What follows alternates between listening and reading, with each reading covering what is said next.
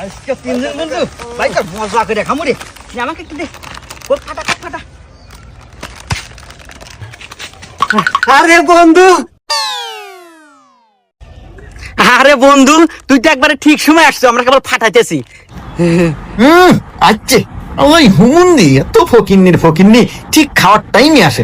কিভাবে বিদায় হরি, কিভাবে বিদায় হরি, বুদ্ধি পাচ্ছি।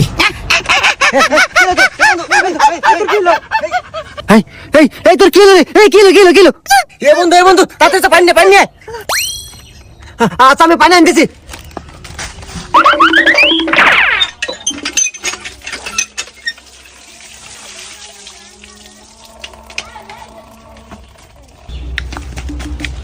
এ বন্ধু পানি।